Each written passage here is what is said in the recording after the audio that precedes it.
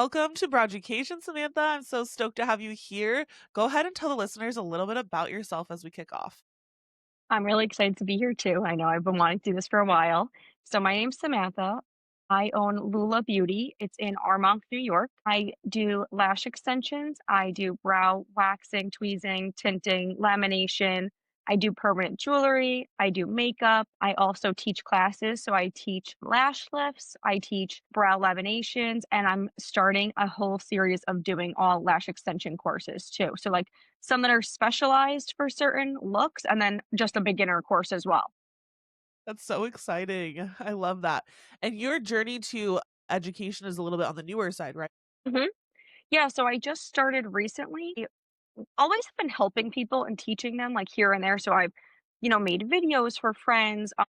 I've went into some esthetician and cosmetology classes and taught a little bit there. I've gone in like, different classes like that, just helping out, and then I've also had people in my studio. And then I wanted to really teach lash lifts to start, and I actually started that whole journey with Elleebana. So right now I teach for them for lash lifts, and then the other brow laminations, and then the other classes are kind of on my own. So I've been doing it for them for almost a year now, actually. That's so exciting. I can't believe it's already been a year. I know we chatted a Yeah, little bit in the DMs when you were first getting going, and I'm honestly shocked that it's already been a year. That's so exciting, though. I know it goes fast. Yeah, no kidding. How long have you been in the industry, like yourself? So I actually did a BOCES program. I don't know if they have that by you, but it's like a trade school program. So when I was in my junior year, I was able to sign up for it, and you can go as an adult, I think, separately at night, but they have something for high schoolers. So they have probably like any trade you could think of, they have it there. So I did the cosmetology program. So I did it for my junior year and senior year. So they kind of like take you for half the day, and then your senior year, you're there most of the day, and they teach you everything there. So then what you're able to do is just get your state board going as soon as you're done, which is great. And it's a lot easier. Yeah, absolutely. That's really cool. That would be an awesome opportunity for everywhere. I feel like that should be something that's Yeah. awesome. Just because I feel like for the longest time, college was the automatic route fresh out of Hmm. high school. And so I think it'd be cool to have an alternative now that college isn't Yeah. everyone's number one goal, especially with how much the beauty business is booming. So that's really neat. I love that. How do you see your time being kind of split now that you're teaching? Because I know that when I took over or took on education on top of my regular, I guess for lack of a better way to put it, my 9 to 5, which was doing Hmm. brows. I noticed that there was, like, obviously a big time split, there's a big marketing split, and it kind of splits your business down the middle because even though it is one ethos, of course, you're teaching the same thing that you're doing with your clients and everything, but everything's a little bit more divided because obviously you're advertising towards, potential students, which would be professionals versus clientele, and then, like, of course, splitting your time, which is already probably kind of maxed out. It's honestly really difficult. I'm still trying to figure it out. Kind of how I've been doing it. Sorry if you hear my dogs barking. No, you're So, how I've kind of been doing it right now is that I teach my classes on Mondays. And then sometimes I teach them on Monday, Tuesday if it's a 2-day class. But I would plan that in advance so I don't have to move around my clients, which is unless someone had pre-booked very far out. I do have some clients who do that, just have standing appointments. But I've been trying to do it like that. And then if there is someone who reaches out, like let's say it was you, for example, you reached out and said, "I wanna take a class and I'm gonna be traveling in for this class." I would pick a date that's based on, like, what they need, but yeah. usually it's Mondays and Tuesdays, but then it is kind of chaotic because then I'm trying to move everyone that I would have typically had in one of those days to a different day. Yeah, it's So, a I'm lot. still figuring it out.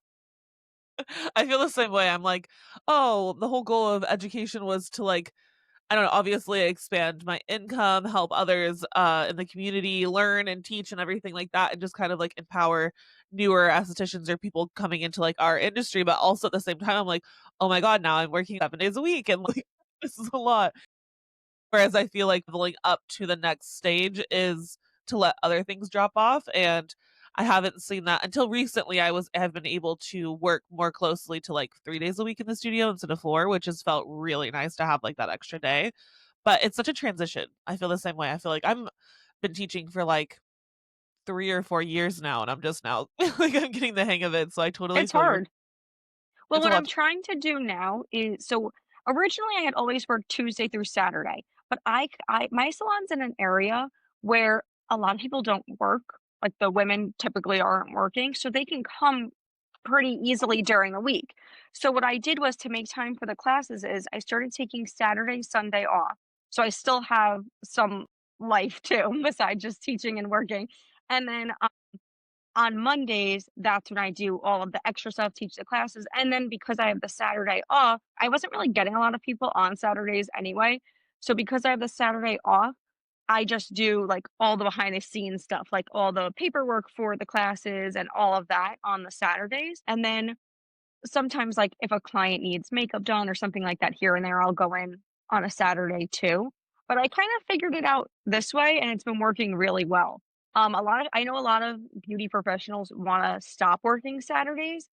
And how it kind of happened for me was I had a year, this was like maybe 2 years ago, where just had gotten invited to like a bunch of weddings and parties and stuff. So I started blocking out what Saturdays that I needed. And it slowly just happened like that, where I just started taking them off and just seeing what happens. So I kind of just did that.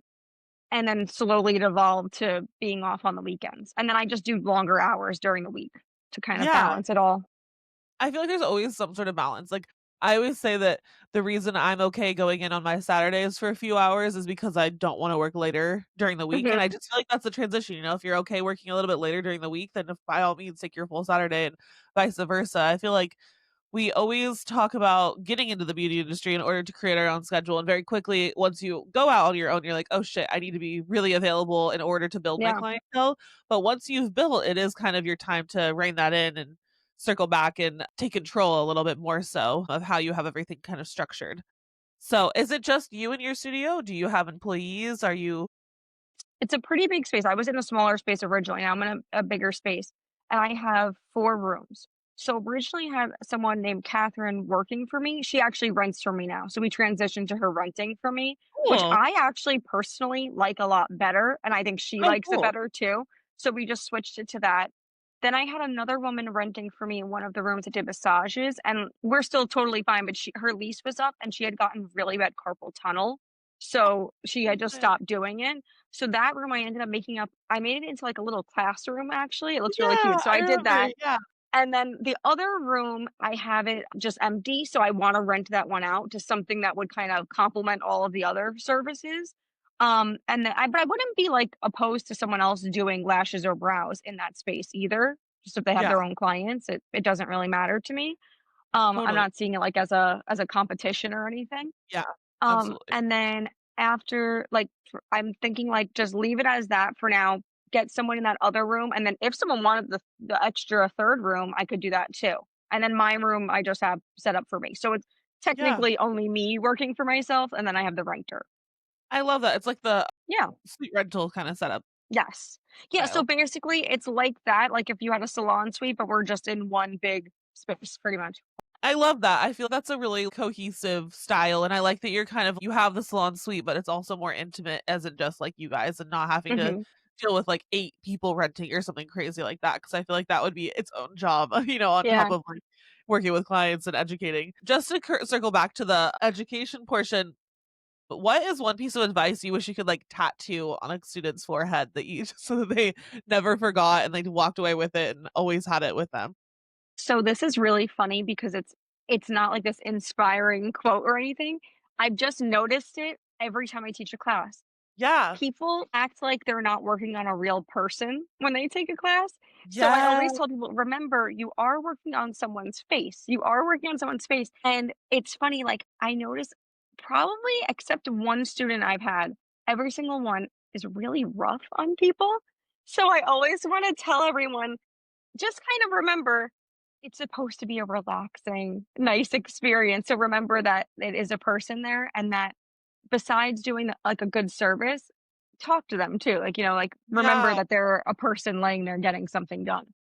That's a really great point. Like, I always felt when I first started, I remember one of the rules for the business that I worked at when I was getting my career going and learning threading was they always tried to personalize the experience in a sense where when a client came in, we were like, if you've never seen them before, try to give them a compliment.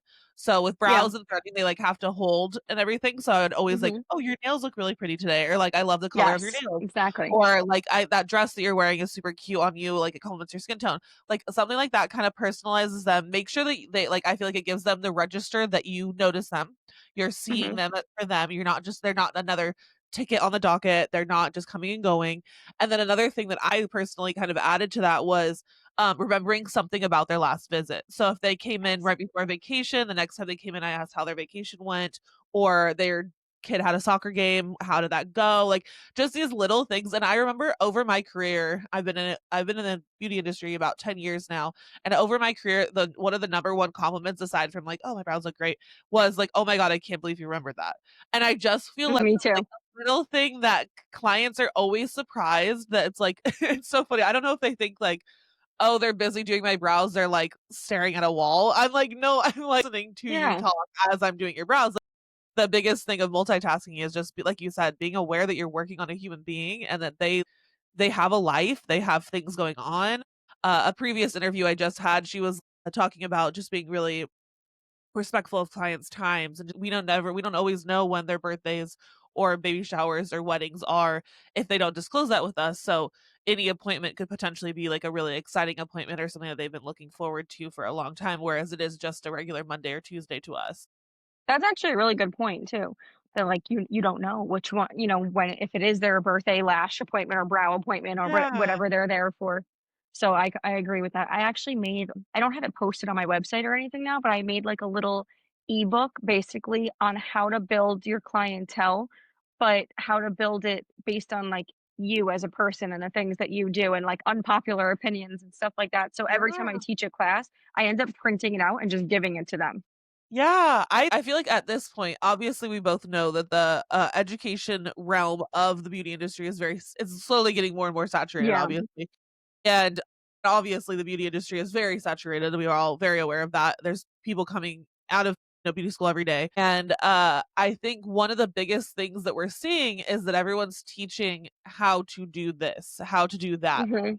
And it's very, very technical, and I personally, I'm a big science nerd, I love the technicalities, I wanna know the ins and outs of what we're doing treatment-wise and things like that, but I do feel like it's really important that you're doing that because the things that fall to the wayside are the experience, the client Yeah. experience, the experience within your studio space. There's a reason we all like to have our space looking cute and the tables that their clients are laying on being comfortable or chairs or whatever. It's a very big portion of the industry is making sure that, they're comfortable and they're enjoying their overall experience. So I love that you do that. Yeah, I definitely feel like that's the most important thing a lot of times, is that you wanna give them the experience. Sometimes there's people, like, I've seen that maybe don't do the best service in the world, but they're a good person and they're doing their best and they end up having a lot of clients.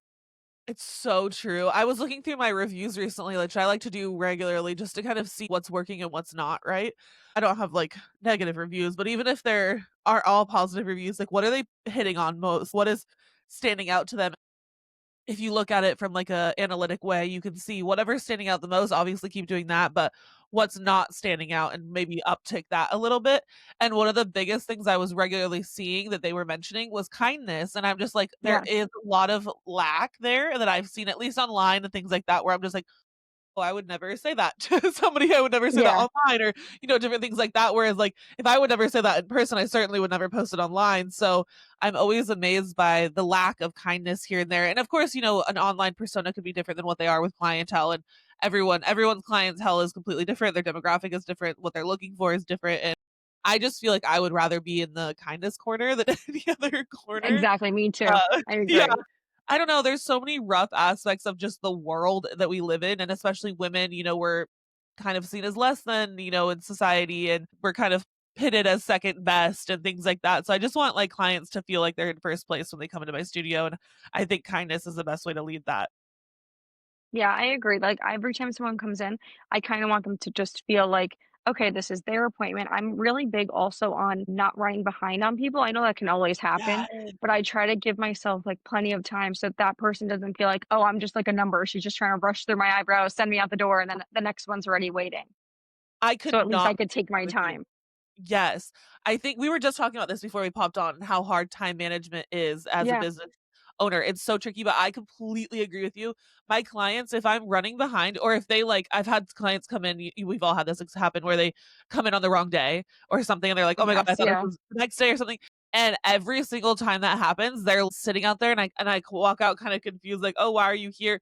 And they're like, "I was freaking out because you're always on time." And I was like, "Where is she?" And then they're like, "Oh," and then Yeah. I realized that it's the wrong day and it's not you. That's what I wanna hear. I wanna hear that it's alarming if I'm not there on time or early. I want that to be the thing, and I think it is just about building your schedule to where you have excess time and everything's flowing and moving. I would rather have gaps in my day or, like, 5 minutes here or there than be late.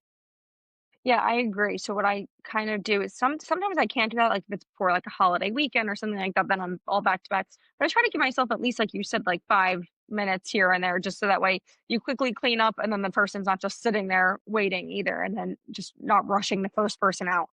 Yes, yeah, everyone needs to feel, like, taken care of, absolutely. Kind of rolling on that, what is one skill most artists skip but shouldn't? Honestly, I feel like customer service, like, Yeah. going along with what we're saying. I feel like there are like the opposite of what I said before. There are some people who can do the best service in the world, but they're not super nice to their clients, or they're very crazy about policies and stuff like Yeah. that. And that can kind of get crazy too.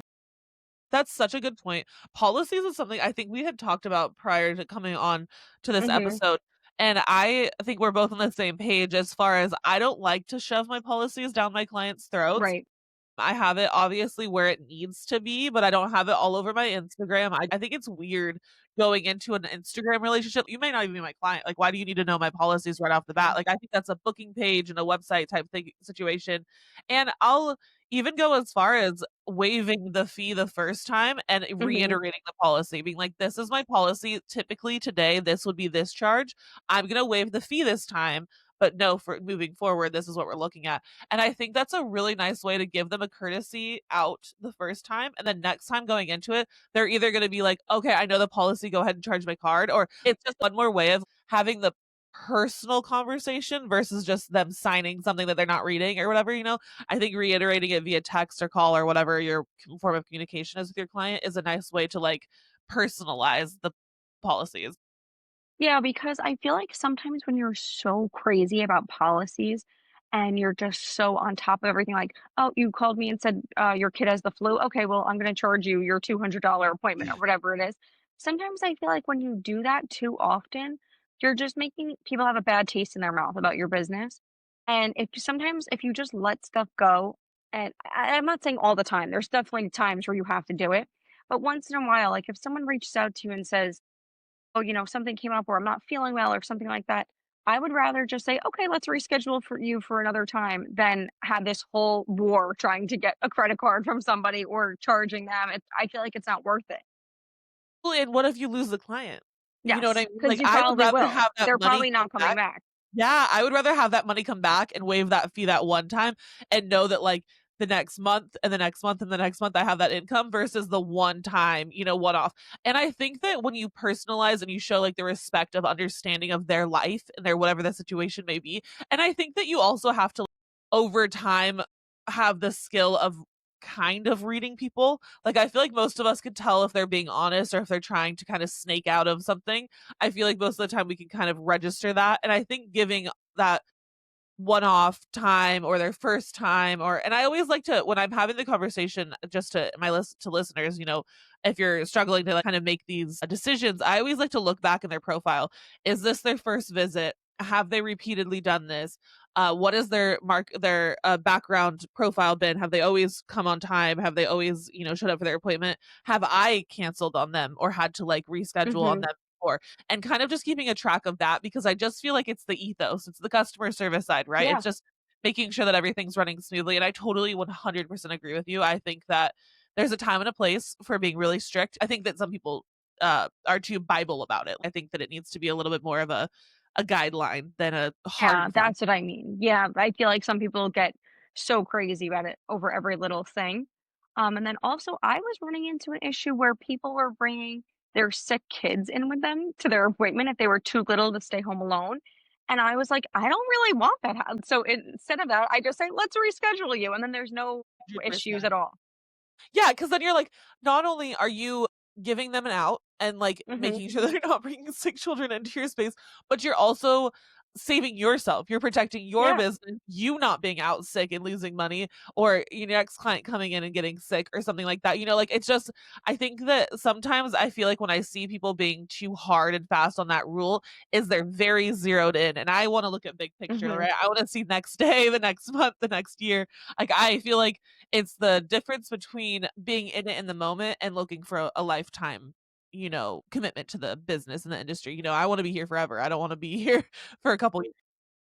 Well, and the other thing too is that I'm a pretty responsible person. Like if you want your 8 a.m. appointment, I will be there at 7:30. Like I'm just that type of person. I was in last year a really bad car accident, and there was a, kind of like an unpredictable time of where I had to move people because of doctor's appointments, and I'm booked out really far. So there's been Yeah. times where I've had to text, so and so and say, "Listen, I have to go to this doctor's appointment. There's nothing I can do. Can I move you to this day at that time?"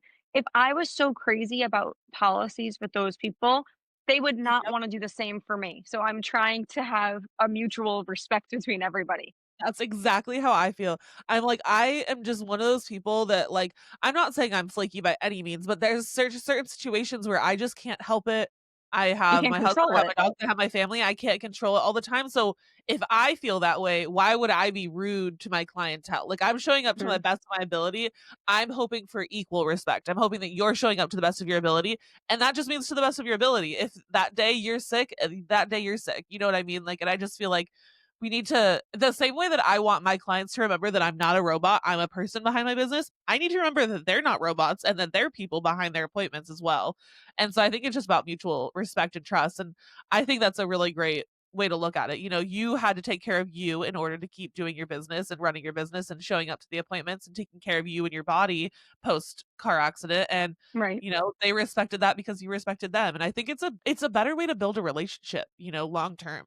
I mean, some of my clients I've seen for like 6 years, like that's a Yeah, long time and a exactly. lot of life to go through with them. So, I think over the years, there's gonna be some times where things happen. Yeah, exactly. That's how I see it. What this is kinda going off of us not wanna do things like we've seen online. What is your biggest brow business ick? Like something you see and you instantly cringe? So, I would say that 2 of them. So, one is like I said before, the policy thing, like, that's something that I tell people a lot is, like, you have to, like, ease off of that a little Yeah, bit with people. breathe. And then the other thing is I really don't like when people bash other businesses online. Like, we've all seen people come in with bad eyebrows, bad lashes, bad whatever. And then if you go on and you say, "Oh, this is like my client, whoever," and you're posting this and bashing on someone, you don't know who follows you or who knows who. And I think it looks really bad. I think that's crazy too because I'm in a very small town. Every single person in the beauty industry, just about, we all know each other. So, like, if we're Yeah, going mine on too. there, like, we would know for a fact who that was. Yeah, And I will say that if a client comes in and they have something has happened and I'm like, "Oh god, well, I would never do that." I usually will ask. I'm never telling another soul who they saw prior, and I'm saying that bad. I'm not telling anybody, but I am going to be like, I like to use it as an educational piece, right? Like, I don't do things this way because I'm not nailing the other person to a a cross on the exactly. wall. I'm not crucifying them by any means, but I'm like, I don't do this because of that. And so I like to use the bad experience they had to educate on why I do things differently. And I think, again, building connection, building trust with my clientele, that's what I'm doing. But I 1000% agree with you. I would never go online and be like, I saw this today and so is doing this. But I think that's also like the beauty industry, how people kind of say it attracts the mean girl energy and like bullying. I feel like that's what that is. That's just a form of bullying where we've all been beginners at something. We've all been new to something and we're trying to do our best and we're trying to build our skill. We all start somewhere. So I just don't feel that it's fair to be so mean. There's enough hate on the internet. We don't need to be bashing each other. Well, there's even, like I had worked somewhere before working for myself, like long time ago somewhere else previously. And I guess I don't know who even these people are at this point because it's been so long, but I've had people come in who are new clients and say, "Oh, I went to, this place and I saw this person and they tell me about this horrible experience that they had there. I don't even tell these people that I worked there in the past or that I might know someone. Like, I'm just like, "Oh, really? I don't Yeah, even know," no, I because would I don't wanna be part of that problem either of, like, spreading these things about people. or making the client feel uncomfortable that you're gonna go and talk about them, Yes, talk exactly. shit or something, you know what I mean? Like, if you wanna talk shit here, you can, it's not gonna leave. Yep. I've had people do that too, like, they might not know 'cause I'm in a smaller town. I can't even tell you how many times a week people are talking about their friend to me, and I know exactly who they're talking about because they come to me too, and I just have to be like, "Oh, okay," but I pieced it all together, and I know Yeah, exactly who they're talking about.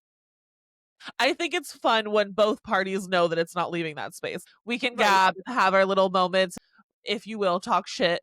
There's no meanness behind this. It's not leaving this room. We're not spreading it to other people. Maybe I'm coming home and telling my husband, but he's certainly not telling anybody, Right, you yeah. know? Babe, listen, you are too good to still be turning away threading clients because you don't know how. My hand time threading will literally change your beauty menu and your bank account. I break it down step by step, show you exactly how to make every client obsessed with their brows, and give you a skill that'll keep your schedule full. You don't need to wait another year to feel confident, you just need to start. Links in the show notes. Let's go. Exactly. Okay, and kind of rolling off that same topic, what is a hill you're willing to die on when it comes to brows, beauty, or business? I'm crazy about using, like, high-end products. Okay. Also, like, I like consistency. So I don't like switching stuff up a lot. Like, I definitely wanna try new things as they come out, but I feel like it could cause inconsistent results if, like, today I try this brow stain, tomorrow I'm trying a new lash glue, and, like, I don't know where things are going wrong if you're trying different things all the time. So Yeah. I kinda like just using high-end luxury products that kinda stay the same, unless Well, something better comes out. I could not agree more. I feel like anytime I'm testing a product, it's on a model or my friend or Yes, something. I'm yeah, not testing on clients. I'm using the same thing that I'm using every day. Unless I do the test on the model and it's way better than what I've been using, then we'll go ahead and make the switch. But I'm also very open to my clientele. I'm trying something new today. If you have any problems or issues, come back and let me know that like whatever I tested on my friend, if it doesn't translate to your appointment, like come back and we'll do it the same way that we did prior. Like I feel like having that transparency, I'm really big on that. But I totally agree with you. I've talked to students or people in the past where they're just like, "Oh, I got this off Amazon." And I'm like, "No. yeah, We are not buying." I think it's the same way with, like, doing facials. Like, I'm not going to a drugstore and purchasing my back bar to perform a facial on you that you could do at home, is the same way that I'm not buying an Amazon lash lift kit and doing a lash lift on you. There's just no freaking way. I am a business. I'm a business owner. I have a license. I'm gonna use my license. I'm gonna buy professional grade products, and that's what I'm using. So I could not be more aligned with you on that. That, like, is mind-boggling to me. I'm like, "What do you mean? It's a professional business. Like, what do you mean yeah. you're not using professional I product?" sometimes I'll ask people to like, let's say there is something new that comes out and I post about it. Sometimes I'll say, "Do you want me to try this new product on you?" before even doing it, but I definitely feel the same way like you. I would try it on a friend or a model or something like that Myself. first. Yeah. Yeah, myself. So I feel like I try to do that just to see because you don't know. Sometimes stuff comes out and it's really not that great. Like recently, and I definitely want to do it. Like I'm gonna take the class for it. I wanted to try that trend of the Korean lash Me lift. too. And I had my sister if she's gonna listen to this, she'll be laughing. So I had my sister-in-law come in. My husband has a younger sister, and I said, "Let's try it." But I didn't take an actual class on it at that point. I just was, like, practicing it. It seems so, like, It was I don't not know. good. Yeah. But, like, I didn't do it on a person and, Yeah. do something crazy to a person. I ended up redoing it and, like, that same point, and I did it the way that I know how to do Yeah, it, you're and it like, came "I out always do great. this." But when I tried it in this, like, different technique, even though I was using the same products as normal and all of that, it just was different. So, like, you have to know whether or not you could do it on a person. I Yeah. actually was taking a video. This is funny. I can share it with you separately. So I'm doing my sister-in-law's lashes. I'm doing a video of it so I could thinking, "Oh, I'm gonna post this and it's gonna be so great." It's And so good. in the video, you see me go like this, and I swat the phone on the tripod out of the way. No one could see. It's good So content. It's like, yep, JK. exactly. Forget Oh my it. god, that's so funny. I feel like that's so Try it on your accurate. friend. That is a universal experience. I Yeah. feel like we've all been there. That is hilarious. I literally love that so much. How do you handle going off all the different things? We've rattled off 100 different things that we're 100 different hats that we're wearing at any given time, right? You're educating, you own a business, you're testing products, you're planning, prepping, taking care of your sweet space. How do you handle those seasons where you're booked and busy and totally burnt out? Because I think that we've all been there as well. I feel like I'm kind of in that now just because I'm in an area, there's a lot of people whose kids go away to sleepaway camp. There's people who are going on vacation. There's like just like a lot of like events going on. There's graduation, stuff like that. And there's just like a lot of traveling and people doing big things. So I feel like this is a time where everyone wants an appointment at the exact same time and you just Yeah, physically don't have any more time to give them. totally. What I'm trying to do is not go so crazy. I'm kind of just trying to say no if I have to and just say this is my next appointment. If you're okay with this, this is when I can fit you in. If not, maybe I can send you to someone else. If I get something, then I'll let you know. It is nice to have the renter so I could promote her and just say, Catherine's available maybe on this day. We can ask her and maybe she can take you instead. Totally. I think that's really good. It's like you're building your boundary of no, right? I think that there's a certain level, and I've said this before and I'll say it again. There's a certain level of empathy that I think is an irrecoverably attacked onto our business and Mhm. how our ethos of how this industry is. We feel because we have these client connections, right? We want to personalize these experiences. We want to get to know these people. We want to compliment them. We want to ask how their vacation was. So we're very aware of the situation, and I think that's what makes it really hard to say no, and I think we just have to at the end of the day, like you said, we have to figure out passing the torch to the renter, handing that client off or doing the best that we can with the time that we have while still maintaining those boundaries of I need time off, I need to rest, I need to do these things in order to continue. And it sounds like maybe we're at the same point of our businesses where there was years prior where I would have lulls. I would have slow seasons, and I'm just not seeing those slow seasons anymore, which I am Yeah, I so don't either anymore. grateful, blessed, could not be more happy with the fact that I'm not seeing those and that my business is that consistent. But holy shit, is it hard to not have slow seasons? It's funny because I Like always maybe joke I want that one once in a while. right? I've kind of been yearning for one, but, like, back a couple years ago or something when I was experiencing those lulls, I always joke that business owners can't be pleased because when it's slow, I'm panicking, I'm not making any money, I'm freaking out. When it's super busy, I'm freaking out because I'm so busy and I'm overwhelmed and I'm tired. I think that there's that borderline of just not really being happy. Can never be pleased because there's always a concern in the back of our mind, but I do agree. I think that that's what makes the burnout a little bit harder is that it was almost the slow season was our designated downtime. And now it's like, "Okay, I have to designate my slow time and my downtime rather than my schedule telling me when I can relax," which is a crazy way to think about it, but I do think that we kind of slip into those patterns. And so recently, I guess this probably isn't the best advice to give someone, but my husband and I, we started a second business. And that, even though that's now I have even less time, like because I'm doing extra stuff too, I feel like it's been kind of fun to do something a little bit different too that also goes with it. So I feel like I'm still really busy, but I'm doing something that's a little similar, but a little bit different too. So I feel like maybe if you find something else that brings you some sort of joy too, then try that. Maybe not making a whole second business, but something Yeah. along those lines.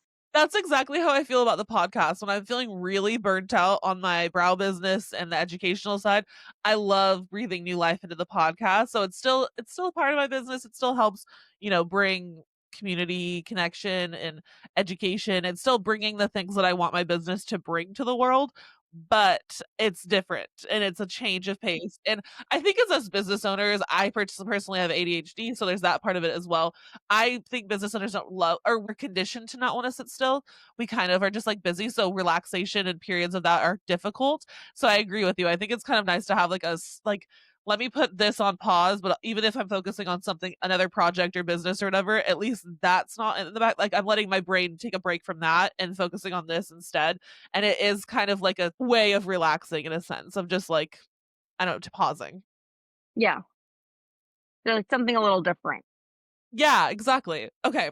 Let's get honest. What's one mistake that humbled you and taught you like a really good lesson in your business? This is a good one. Okay. So I had an issue when I was building up that I had a wait list of people. This doesn't really, I guess, go so much with the brows, more like for my lash part of it, only because those are like the brows are a shorter appointment. But what I was doing in the beginning is, let's say like you had an appointment with me today at 2 o'clock and you canceled, you were sick, whatever happened, you forgot about your appointment, you cancel. I would go off of a list of people who wanted full sets of lashes. And I would say, oh, my client Megs just canceled. Do you want to take her spot today at 2? So I would take someone new, not thinking, well, you're gonna come back. It's not like you're never coming back. Yeah. And what I was doing was is over the years, I created so many people coming, which is great, and had all these clients, but I wasn't thinking about, why, well, whoever cancels is gonna come back. My brow clients are gonna need spots. My lash lift clients are gonna need spots. My makeup clients, permanent jewelry clients, all these people are gonna need spots. And I was filling them with new people, and then I felt bad for my other, like, current loyal clients for not having space for them. So I started working these really, really crazy hours and days and time. It was just out of control. That really, like, humbled me in realizing, "Oh my god, you can't just start, like, adding people in all the time." Like, maybe you need to take that little gap of time you have and maybe just move someone from earlier in the week or later that day, like, not trying to jam in all these people in a day, because in the end, then you don't really have time for the people that you currently have. For a long time, and even still a little bit, I've ran into that issue where I'm going to pre-book people, and sometimes I can't find a spot for them because I added in so many people, and it's not like I did something wrong, it's just that No.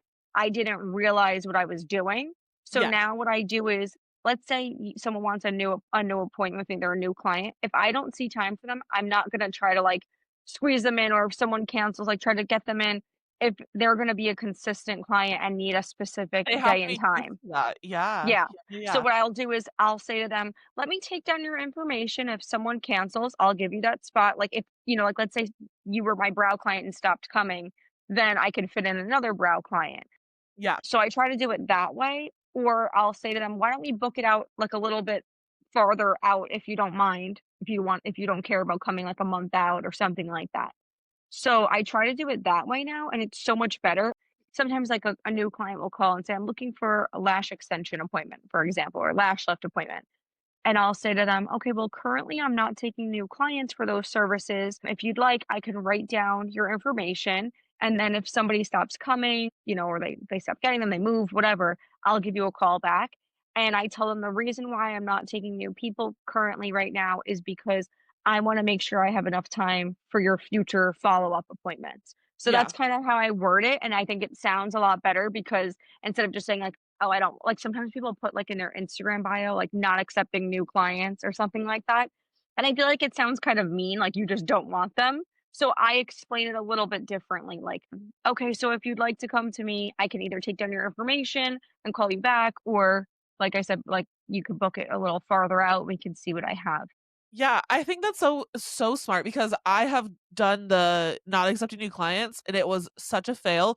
It took me, I want to say, an entire year after reopening my books to get the word out that I was taking new clients. Like, it spread throughout my area that I was not accepting new clients so Mhm. well that by the time I was taking new clients, it was constantly, "Are you accepting new people? I was going to refer you, but I didn't know if you were still taking new clients." And it's the same way that you market to get people in, marketing that you can't get people in has the same effect and it can be negative. So I love the way you did that. Not only are you not turning people away, you're also positioning something that could be received negatively in a positive way. You're Mhm. taking care of them. You're not turning them away. You're doing this as a service to them. Like, I can't get you in consistently. I'm not starting a relationship with you that I can't see longevity in, or I can't see you consistently. Like, I feel like, of course, there's gonna be clients that are not registering it in that way, but, like, I think that most people would be like, "Oh my god, thank you so much for being so honest, like, I'm so glad that I'm not booking this one, and then 8 weeks later, I can't get back in with you, like, I want my Yeah. lamination to stay consistent," or something like that, you know? And then I also feel like these are signs that we have to read as business owners that it's time to raise your prices. I think the best way when we're feeling really maxed out clientele wise, the best way to weed out and find your perfect clientele and get you back into that state of being able to get everybody back in is maybe raising your prices. I think it's a really good way for you to A, make more money and not need as many clients, which is a good way to have more room within your space and your schedule. And then B, maybe kind of transition some clients out. Maybe they either can't afford it in their budget anymore, or maybe they drop down from a longer appointment to a shorter appointment in order to Yeah. work with their budget. Some way I feel like it's a very seamless transition to, like, opening more space within your books. And honestly, sometimes it has the opposite effect. I recently raised my prices and somehow it translated to being more booked and busy. So I think we get I really think scared. sometimes that happens. Yeah, People I think are we like, get really scared yeah, they unnecessarily. feel like, Well, also sometimes too, they feel like, "Oh, this girl is charging a lot. She must be really good. Like, I'm gonna go to her." So I think sometimes that happens too. But even just recently, I didn't even put it all together until the girl was telling me. So I had a new girl come in, for an eyebrow wax and tint. She was younger. She was in college, and she came in, and I was like, "Oh, how did you find me? Like, what brought you in for your eyebrows? Do you know someone who comes here?" And she's like, "Actually, I had wanted lash extensions from you a while ago, but I called and you mentioned that you couldn't take new clients because you didn't have the time in your schedule. But if I ever wanted something else, like to call back and let you know." And I didn't realize that same girl was the one who had booked the eyebrows, so she realized I couldn't take her for that, but I do other services, so she ended up coming in and getting something else done. So I feel like I love sometimes if that. you're, Yeah. like, honest, like how I was explaining it, then maybe they'll like, "Oh, you know what? If I can't get my brows done with her, maybe I can get something else done." Yeah, So yeah, I yeah. feel like that works sometimes, or that they'll just decide like, "Oh, this girl's so booked out. Let me look at her website and see what exactly, she's up to and what Absolutely. else she does." There's, like, a level of intrigue that comes with it, I think. And I think that, of course, like we were saying earlier, leading with kindness and transparency, like, it draws those things. So whatever's drawing them, I feel like it just keeps them engaged and wanting to, like, Yeah, work with you. I've had people in my reviews be like, "Oh, she makes you wanna feel like you wanna be her best friend." I love that, like, I know, that I means like that that too. your client wants to hang out with you, they wanna hang out with you, and they wanna be with you, they wanna support your business, and it's so funny, I know that we all talk about this in the industry so much that it's harder to get your friends and family to be your clients. Strangers are better clients, and sometimes it is that, like, it's just what you would attract and, what draws whatever you're drawing them in. What is the best piece of business advice that you've ever got? Trying to think. Had a lot because I take a lot of classes all the time. Yeah, yeah. Honestly, I feel like I am someone who I really wanna, like, get more people all the time and all of that, but I feel like the best piece of advice is to take care of the people that you currently have. Yes. And then also, I have had a lot of people talk to me about, and I try to push this on my students too, is to go in person and meet people and not just, like, expect all of these people to come to you through Instagram. Sometimes Yeah, you need to walk into your coffee shop and yeah, whatever store and reach out to people and say like, "This is my business. This is what I'm offering," and, 100%. try to make a connection like that over just, like, expecting something to just come to you online. Yeah, absolutely, I could not agree more. To like, I don't know, like, I love running into clients that I have at, like, coffee shops and then being like, Mhm. "Hi," like, friendly with them, in that interactive space, and I feel like it's fun because when I see 1, it could equate to 10, I go to that booth and, like, I went recently and ran into a client at, like, a Dutch Bros in my town, and she was like, "Everybody, this is my eyebrow girl," and it's like that could lead to potentially another, like, 1 or 2 clients or something, and I just think that you have to not be scared, and I think that you also have to open.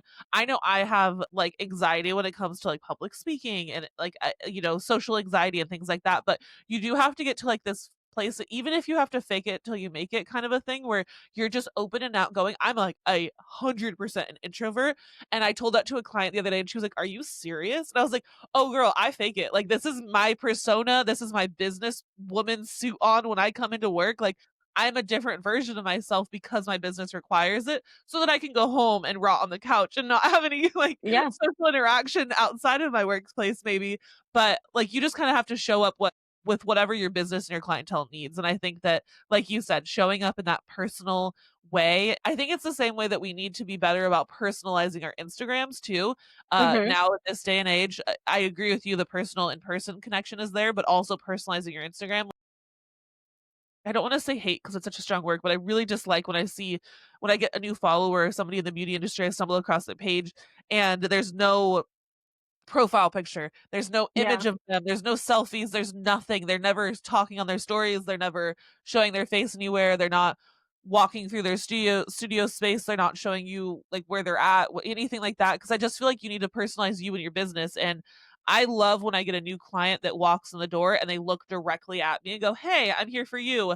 I've never met them before, but they follow me online and they're familiar with my face, They looks like know they you. purple hair, Yeah. that kind of a thing, and I think it makes for somebody who has social anxiety, I know that I would feel more comfortable going into a new appointment if I already knew the person from their online profile or whatever. Yeah, I've honestly been trying to do that too and, like, make more videos. I actually think that the videos I noticed I've been doing this thing where every time I post something that has me actually in it, does so much better than, like, just me posting someone's eyebrows or eyelashes. Yeah. And I think that that makes a big difference because people, like, when they see you and they're, "Oh, who's this girl with the purple hair? Like, let me Yeah, see what she does." Or if they're exactly. looking at me and saying like, "Oh," like, if it's one of my clients, like, "Oh, I wonder what Sam has to say today. Yes. Let's look at the video." I think people are more interested because you see a real person and not just, like, someone's eye and eyebrow Yeah. on Instagram. Also think that we are quick to nitpick if we don't see the human being behind the work. I think if we're only seeing before and afters, we're like, "Oh, that could be better. That could," for whatever reason, we're critiquing this stuff because it's depersonalized. Whereas if you see the person behind it or you have an intro of you talking and then you show your work or your voiceover on your work, I think when you personalize it a little bit more, it's like, what's Sam been up to? How cute. I didn't realize she was Mhm. offering that service. I think it just makes it more like, oh, I'm catching up with a friend versus what's going on this random sterile page, of just like, I don't know who it is. I don't even know who runs this or anything. Like it just is like a little dehumanized, whereas I feel like we need to put ourselves in there and be like, "This is me, I'm my business, and, like, this is what I perform."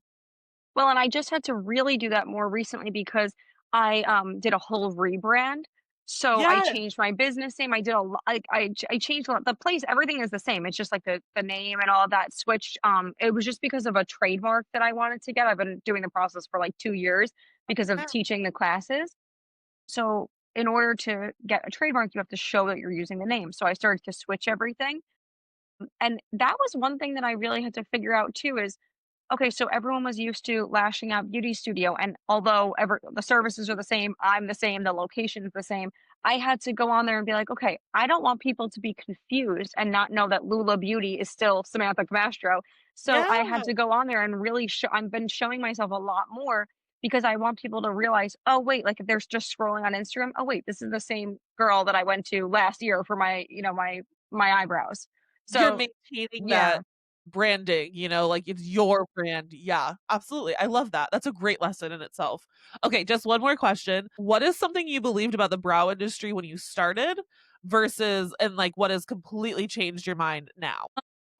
Honestly, I feel like people used to do them like, just the style of the eyebrows just so differently, like, I think that everyone made everyone's eyebrows look the same, I Yeah, felt like, and I felt like eyebrows weren't such a, like a luxury high-end kind of service until yeah, recently.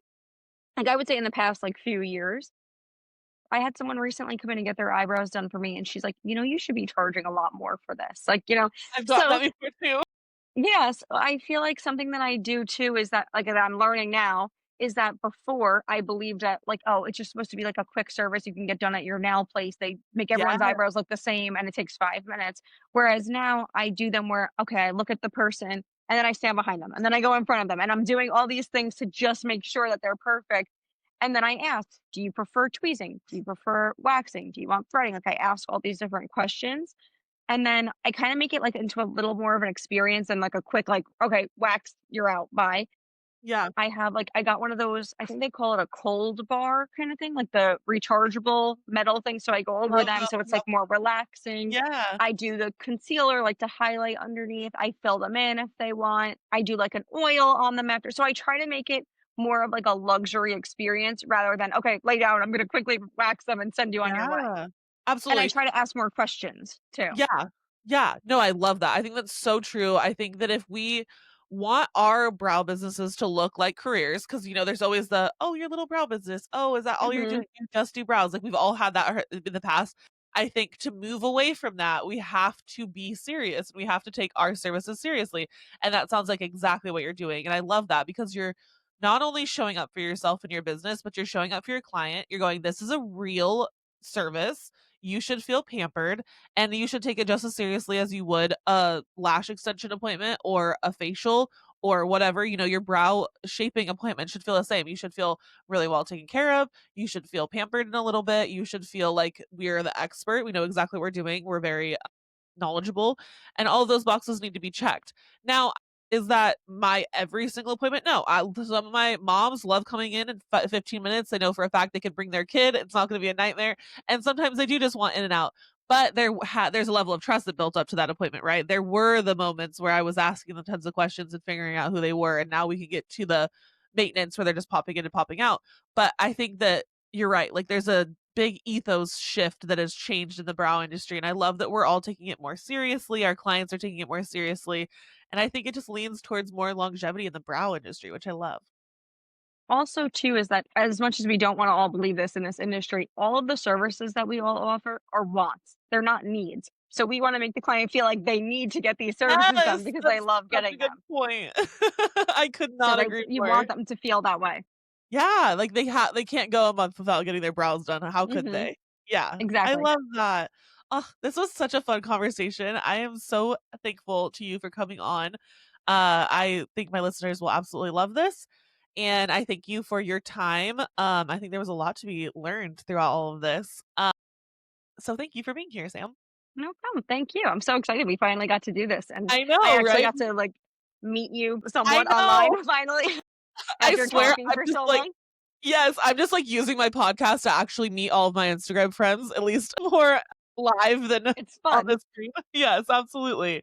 Thank you so much for being here, and I will catch you guys all next Thursday.